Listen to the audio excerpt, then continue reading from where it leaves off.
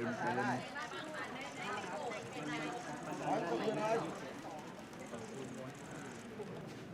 ่ที่มันก็แปลกอย่างมันมีแต่สิบตัวเลขนี้มันไม่ต้อง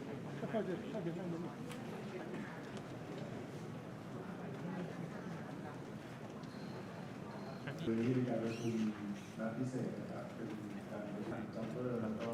ผู้บริโภคต้องร่วมประชุมด้วยนะครับที่จะต้องมาแก้ไขต้องเหนือจากนี้ซึ่งมีความสัมพันธ์ไม่น้อยไปกว่ากันมันมีการมาในช่วงนี้เนื่องจากมีความวิตกกังวลของพี่น้องประชาชนมันก็เลยมีปริมาณของการใช้น้ำมันเพิ่มมากขึ้นอยู่ประมาณ10 ล้านลิตร10 กว่าล้านลิตรซึ่งเราก็ต้องไปหาตรงนี้ให้ได้ว่าเราก็ไปบริหารอย่าให้คนมีความวิตกกังวลตรงนี้แล้วก็จะต้องทำให้ระบบการขนส่งน้ำมันไปยังจุดบริการต่างๆเนี่ยให้เกิดความเป็นปกติให้เร็วที่สุดเดี๋ยวยัง